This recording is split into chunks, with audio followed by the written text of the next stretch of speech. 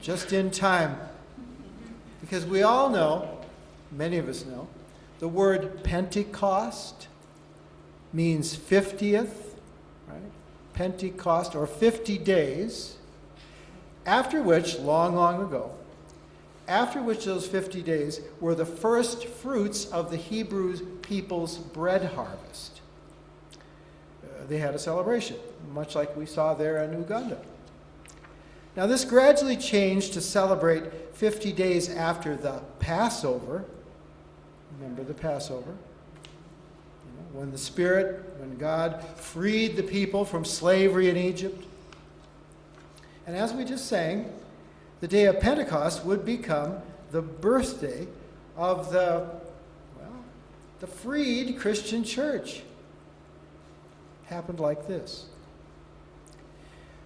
When the day, the Feast of Pentecost came, the followers of Jesus were all together in one place. Without warning, there was a sound like a strong wind, a gale force. No one could tell where it came from. It filled the whole building.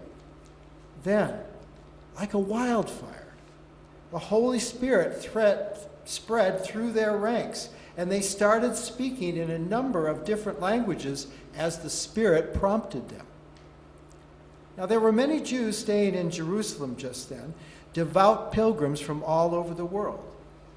When they heard the sound, they came on the run. Then, when they heard, one after another, their own mother tongues being spoken, they were blown away. Well, they couldn't for the life of them figure out what was going on. They kept saying, wait, aren't these all Galileans? Well, how come we're hearing them talk in our various mother tongues? Well, they're speaking our languages, describing God's mighty works. Oh, their heads were spinning. They couldn't make head or tail out of any of it. They talked back and forth. They were confused. What's going on here? But others, they joked, they're just drunk on cheap wine. That's when Peter stood up. Peter stood up and, backed by the other 11, spoke out with bold urgency. Fellow Jews, all of you who are visiting Jerusalem, listen carefully. Get the story straight. These people aren't drunk, as some of you suspect. Why, they haven't had time to get drunk. It's only 9 o'clock in the morning. This is rather, Peter said, what the prophet Joel announced would happen. For in the last days, God said, I will pour out my Spirit on every kind of people. Your sons will prophesy, also your daughters. Your young men will see visions. Your old men will dream dreams. I will pour out my Spirit on all those who serve me, men and women both, and they will prophesy. I'll set wonders in the sky above and signs on the earth below before the day of the Lord arrives, the day tremendous and marvelous. And whoever calls out to help, for help, to me, they will be saved. That's a promise. Yeah. And that's some kind of birthday gift, isn't it? So are we? Are we ready to continue that tradition? Have more birthdays? Make more holy noise? I hope so. For if God is really still speaking, if God is speaking through us to the whole wide world in whatever languages we can connect with, could be water, could be food, right? It's all love. If God is calling on us to speak right from our heart, well, then we've got us a game. We've got us a gift directly from heaven to be the church that we are, even, a coat of many colors. Woven by many different people who have lots of different reasons for being a church together. How so? Well, look around the room. Look to yourself. Why do you bother? This is all voluntary. Why do you care? Oh, wait. Is there a... Let's see, do you have a mic?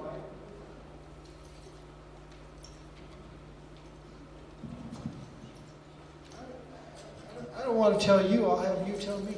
Tell us. And tell my friend Mike. So, again, why do you bother?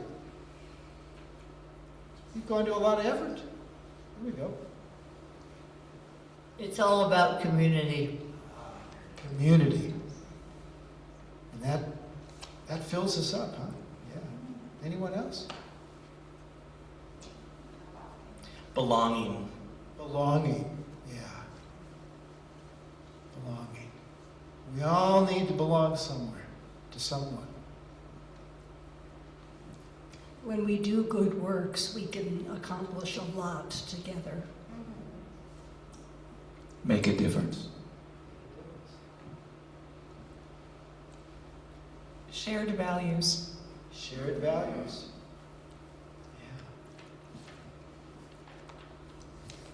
To remember the truth. Yes. Remember the truth that will set us free. Others?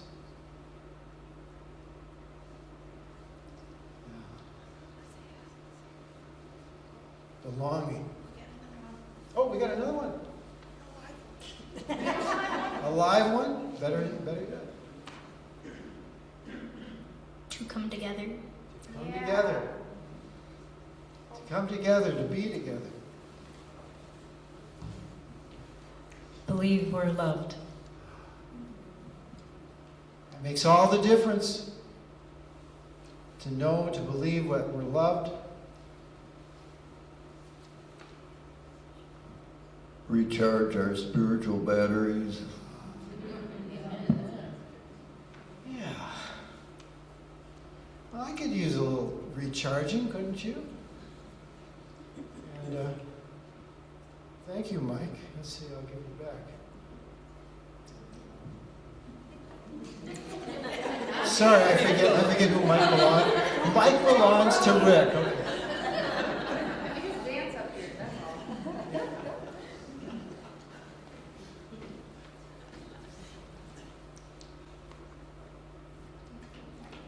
Well, thank you for that. It's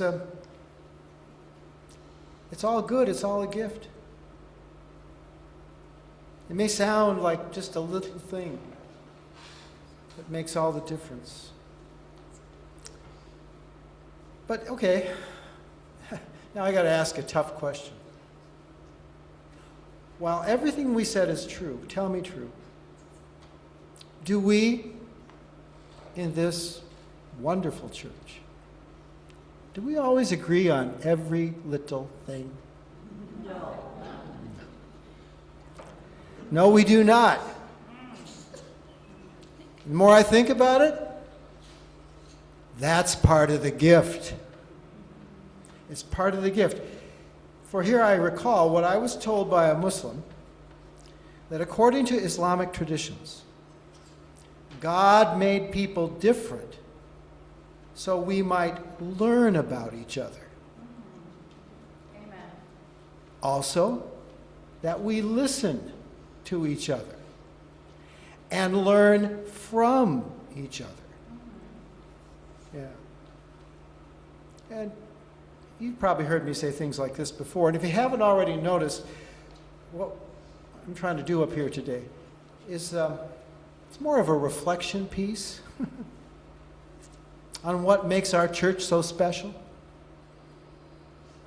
I mean, speaking of reflections, now looking back, I have been a pastor since the fall of 1993, back in the previous century, which makes me how old? Huh? Well, as I may have told you already somewhere, I was 39 years old when I enrolled in seminary and started serving churches. Oh, that was the perfect age, they told me, to make a fresh start. Well, perfect or not, here I am, still am. Now, oh gosh, do the math. 32 years later? Oh my. Not only qualifies me for Medicare, but like you said, qualifies me for Lavon's 70-plus birthday lunch.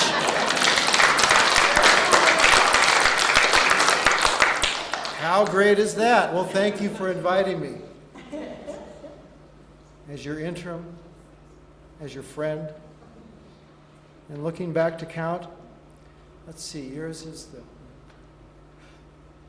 the 14th church I've had the privilege to serve.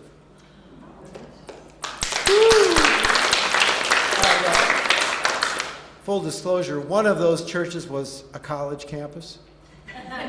I was a campus minister. Okay, yeah. But what have I learned? What have I learned? Simply this. The healthiest, most effective church, most effective ministry is a noisy church. A noisy ministry. A holy, noisy church who isn't afraid to get out there and speak up and provide for the people and the places that we care for, the causes we care for. A church where conflict, well, we don't agree on every little thing. That's like the Holy Spirit, who, according to the Reverend Mary Luty, she's one of my all-star clergy heroes, she said, the Spirit is like a fire, a match, lighting a fire underneath us, a roaring engine of mission, a blazer of trails that lead to who knows where, with energy, thunder, movement, life. For sometimes, Mary said, the Holy Spirit, who, by the way, is feminine, God the Father, God the Son, God the Holy Spirit, who is feminine, restrains us, tells us to hush, hush, who works from the inside out. An activist, yes, but also with a sweetness, like a gardener, a visiting nurse, one who knows we need comfort, and is comfort herself. So, the Spirit, the Holy Spirit, it's a gift directly from heaven, and I'm here to remind you, you have been gifted.